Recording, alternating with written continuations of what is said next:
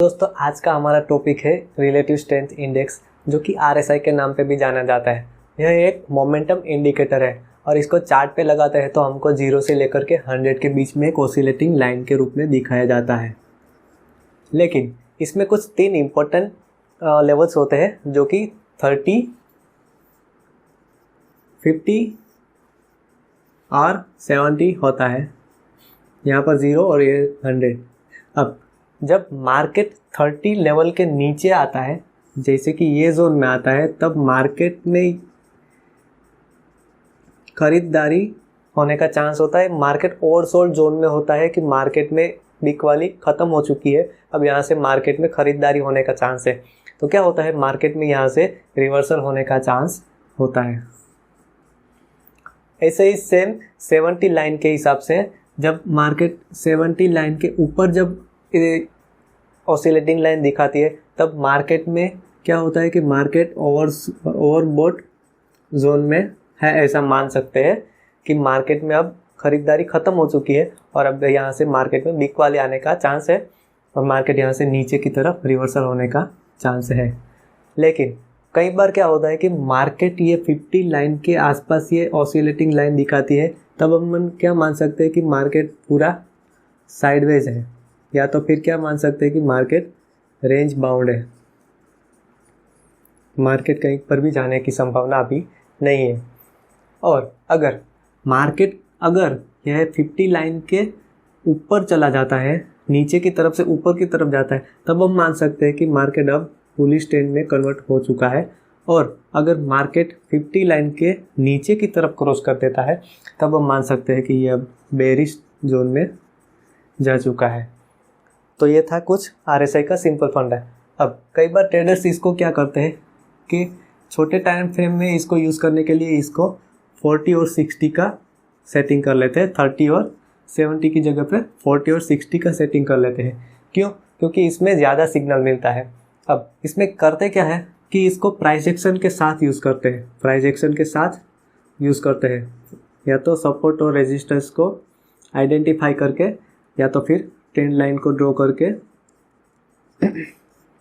इसको ट्रेड करते हैं। जब मार्केट 40 के नीचे ये ट्रेंड लाइन मार्केट जब डबल बॉटम बनाता है और इसके साथ ये RSI इसके 40 के नीचे जब जाता है, तब ये डबल बॉटम पैटर्न बनाने के बाद जब ऊपर की तरफ जाता है और ये 40 के लाइन को ऊपर की तरफ क्रॉस करता है, तब हमारा बाय की तरफ एंट्री बनता है। ऐसे ही सेम मार्केट जब ऊपर की तरफ चल रहा होता है और डबल टॉप पैटर्न बनाता है और ये RSI भी ऐसे ही ऊपर जा कर के 2 बार रिजेक्शन लेकर के नीचे की तरफ जब आता है, तो जैसे ही मार्केट में एम पैटर्न बनता है और 60 लाइन को नीचे की तरफ ये RSI की लाइन भी क्रॉस करती है, तब हमारा यहाँ पर सेल साइड की तरफ एंट्री बनता है। अब दूसरा चीज़ एक बार ये होता है कि कभी कभी मार्केट क्या होता है कि नीचे की तरफ जाता होता है और RSI ऊपर की तरफ हमको इंडिकेट करता है। तब क्या होता है, यहाँ से मार्केट ऊपर जाने का चांस होता है। तो इसको क्या बोलते हैं हम, बुलिश या तो पॉजिटिव डाइवर्जेंस। और कई बार मार्केट ऊपर की तरफ जाता होता है, लेकिन RSI हमको नीचे की तरफ जाने का इंडिकेट करता है। तब क्या हो सकता है कि मार्केट अब यहाँ से पॉजिटिव के बदले नेगेटिव ट्रेंड में आने के चांसेस है, और ये ऐसे इसको बोल सकते हैं हम बेरिश या तो फिर नेगेटिव डाइवर्जेंस। तो याद रखें, इसको प्राइस एक्शन के साथ, सपोर्ट और रेजिस्टेंस और ट्रेड लाइन के साथ यूज़ करें।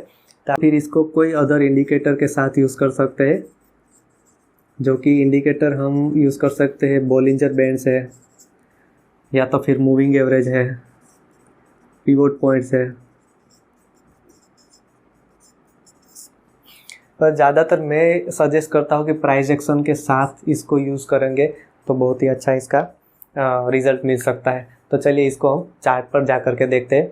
उसमें स्टॉक्स में देखेंगे कि हम इसमें कैसे एंट्री एग्ज़िट कर सकते हैं, इसमें फेलियर कब होता है, और ये डाइवर्जेंस का भी इसमें एग्जांपल मिलेगा तो हम भी दिखाएंगे। तो ये था कुछ रिलेटिव स्ट्रेंथ इंडेक्स के बारे में सिंपल। अब चाहते हैं चार्ट के ऊपर।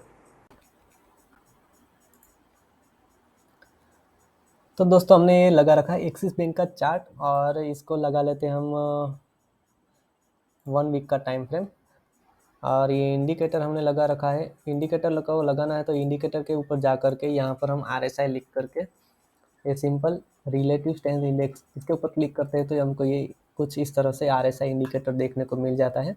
अब यहाँ पर हम इसके सेटिंग में जा करके देखते हैं कि इनपुट में क्या है कि 14 डेज या तो 14 लेंथ या 14 पीरियड्स के हिसाब से इसका कैलकुलेशन किया जाता है। और इसमें सिंपल मूविंग एवरेज भी दिया जाता है, हमको जिसकी ज़रूरत नहीं है अभी। और स्टाइल में देखते हैं तो ये है हमारा RSI का अपर बैंड 70 और लोअर बैंड है 30 का। इसको हम ऐसे रहने देते हैं और ये देखते हैं हमको इसको ऐसे देखने को मिलता है। अब ये हमारा RSI का चार्ट और ये एक्सिस बैंक का चार्ट। अब हम क्या देख सकते हैं, जैसे कि हमने देखा कि ये 70 जैसे हमको ये दिख रहा है 70 के ऊपर यहाँ पर क्रॉस किया है तो ये ओवरबॉट हो चुका है। फिर कभी यहाँ पर भी है, फिर ये जैसे हमको यहाँ पर दिख रहा है कि ये जो दिख रहा है हमको ये कि नीचे की तरफ 30 के नीचे क्रॉस किया है तो ये ओवर सोल्ड हो चुका है मार्केट। जैसे हमको दिख रहा है कि बहुत सारा गिरावट हुआ है तो मार्केट ये ओवर सोल्ड हो चुका है। पर लेकिन यहाँ से हम रिवर्सल कब मान सकते हैं कि ये जो कैंडल यहाँ पर कौन सा कैंडल, ये जो ग्रीन कैंडल बना है, तब हम मान सकते हैं कि यहाँ पर 30 के ऊपर क्रॉस किया है तो अब यहाँ पर से हम बाई की तरफ एंट्री कर सकते हैं। हमारा स्टॉप लॉस या रिवर्सल के पास या तो पिछले कैंडल के पास भी हम रख सकते हैं। और जैसे कि ये कैंडल के ऊपर हमारा एंट्री होना चाहिए तो ये एंट्री करने के बाद हमारा यहाँ से टारगेट हमको बहुत बड़ा मिल सकता है। जैसे ही हम 70 के ऊपर देखना चाहें तो जैसे हम पहले देखते कि ये 70 के ऊपर यहाँ पर चला गया है और यहाँ पर ये कैंडल के नीचे, जैसे कि ये कैंडल, ये जो रेड कैंडल है, ये वाला रेड कैंडल, तो ये रेड कैंडल के पास मार्केट 70 के नीचे जाने का ट्राई करता है ये RSI का लाइन, तब हम यहाँ पर एंट्री कर सकते हैं नीचे की तरफ। लेकिन होता क्या है कि हमारा यहाँ पर स्टॉप लॉस कट जाता है। तो इसके लिए हमको क्या करना पड़ता है कि हमको प्राइस एक्शन के साथ इसको यूज़ करना होता है, तभी जा कर के हमको उसका पूरा फ़ायदा मिल सकता है। दूसरा कोई एग्जांपल देखते हैं, जैसे कि ये वाला है हमारा कि मार्केट यहाँ से ऊपर की तरफ चला गया तो मार्केट अब ओवरबॉट हो चुका है। और जैसे ही एक कैंडल यहाँ पर रेड कैंडल बन गया, एकदम से कितना कैंडल ये ग्रीन कैंडल बनता जा रहा था, ये ग्रीन कैंडल एक साथ में कितना बन रहा था, उसके बाद हुआ यूँ कि मार्केट ने यहाँ पर से एक रिवर्सल मार दिया। तो ये रिवर्सल होने के साथ साथ मार्केट में यहाँ पर ये कैंडल ये RSI का लाइन ने 70 के नीचे क्लोज कर दिया।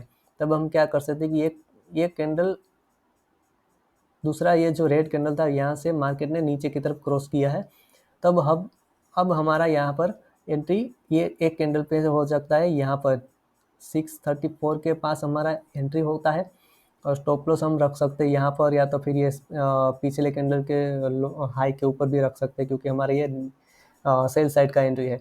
और यहाँ से हमारा ये टारगेट हमारा यहाँ तक होना चाहिए, या तो प्रीवियस स्विंग के पास, या तो फिर यहाँ पर ये जैसे ये डबल बॉटम बना है तो ये हमारा नेक लाइन के पास भी हमारा टारगेट हो सकता है। तो इस हिसाब से हमारा ये RSI काम करता है। अब इसको छोटे टाइम फ्रेम में देखते हैं और इसका सेटिंग कर लेते हैं हम 60-40, जैसे 30 की जगह 40 और 70 की जगह पे 60। इसको लगाने के बाद हम इसको कुछ इस तरह से दिखता है। जैसे कोई हम ट्रेड लाइन ड्रॉ कर लेते हैं कहीं पर भी,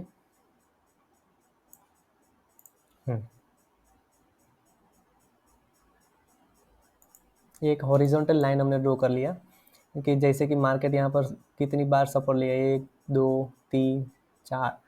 तो यहाँ पर अब हम देखते हैं जैसे कि मार्केट में ये जो RSI है, ये लाइन हमको नीचे 40 के नीचे दिख रहा है। अब क्या हुआ है कि मार्केट एक बार नीचे गया, फिर से ऊपर हुआ, यहाँ पर नीचे गया, इसको रिटेस्ट किया, ऊपर गया, लेकिन फिर से नीचे आने के बाद हम फिर से यहाँ पर से ऊपर की तरफ दूसरी बार जब क्रॉस करेगा तब हमारा एंट्री बनाएंगे। ये कैंडल के बाद यहाँ पर से दूसरा कैंडल ये बनाया तब हमारा एंट्री होना चाहिए। और यहीं पर जैसे क्रॉस करता है हम एंट्री बनाते हैं इसके ऊपर, एंट्री बनाने के बाद हमको ये इसका प्राइस एक्शन का फ़ायदा मिल सकता है। ऐसे हम कोई ऊपर का ट्रेड लेते हैं तो जैसे यहाँ पर एक ट्रेंड लाइन ड्रॉ कर लेते हैं, जैसे एक हॉरिजॉन्टल लाइन, मतलब हमने एक रेजिस्टेंस लाइन ड्रॉ कर लिया कि मार्केट यहाँ पर से ऊपर जाता है, ओवरबॉट हो चुका है, फिर से नीचे की तरफ आता है, इसको टच करके नीचे की तरफ आता है, फिर से ऊपर जाता है, और जैसे नीचे आता है तब ये कैंडल के पास ये कैंडल के बाद ये कैंडल के पास मार्केट यहाँ पर 60 लाइन को नीचे की तरफ क्रॉस करता है, तब जाकर के हम यहाँ पर एंट्री बना सकते हैं। यही कैंडल के हाई पर हमारा स्टॉप लॉस रखते हैं, और जैसे नीचे की तरफ जाते हैं हमारा ये हमको टारगेट मिलता है। तो इस हिसाब से RSI कुछ काम करता है, पर लेकिन इसको हम अगर ये प्राइस एक्शन के साथ तो ट्रेंड लाइन को ड्रॉ करके इसको साथ में यूज़ करते हैं तो इसका ज़्यादा अच्छा हमको ये फ़ायदा मिल सकता है। दूसरा कोई एग्जांपल देखते हैं, इसको और भी छोटे टाइम फ्रेम में देखते हैं। चलो, जितना छोटा टाइम फ्रेम होगा उतना छोटा टारगेट होगा, स्टॉप लॉस भी उतना छोटा ही होगा, और एक स्कैल्पिंग की तरह इसको हम यूज़ कर सकते हैं। क्या हुआ है, ये जैसे कि मार्केट ने यहाँ पर हेड एंड शोल्डर पैटर्न बनाया है, बराबर है, और मार्केट यहाँ से जाता हुआ ऊपर की तरफ गया है, और जैसे ही ये लाइन को क्रॉस करता है यहाँ पर ये कैंडल पे इसने क्लोज कर दिया, तो ये क्लोज तो कर दिया, यहाँ पर हम एक ट्रेंड लाइन भी ड्रॉ कर सकते हैं।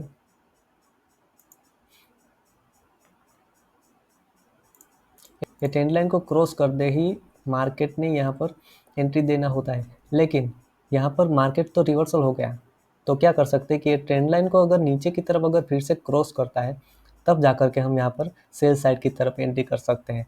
तो RSI और सेल साइड की एंट्री ये ट्रेंड लाइन के हिसाब से, दोनों के हिसाब से अगर हम एंट्री किया तो हमको यहाँ पर बहुत बड़ा फ़ायदा मिला। तो इस हिसाब से कुछ RSI काम करता है। अब इसको हम दूसरे इंडिकेटर के साथ अगर यूज़ करना चाहते हैं तो जैसे कि हम लगा लेते हैं बोलिंजर बैंड्स।